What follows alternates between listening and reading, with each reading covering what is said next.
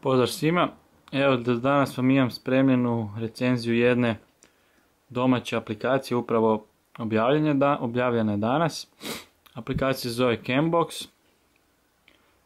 Kao što vam ime već može reći o čemu se radi, znači to je foto aplikacija, znači za slikanje fotografija povezana sa vašim Dropbox accountom, naravno ako to želite.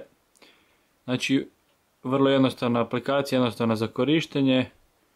Imate swipe desno, swipe lijevo, uzimanje slike, možete mijenjati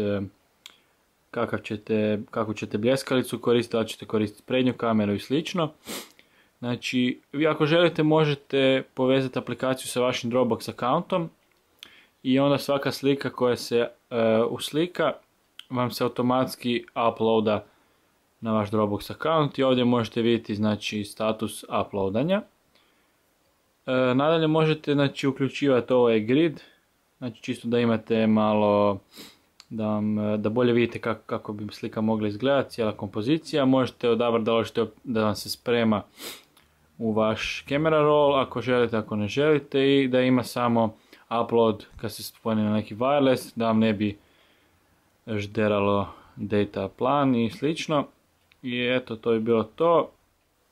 Znači, aplikacija se plaća, ali vrijedi svaki cent.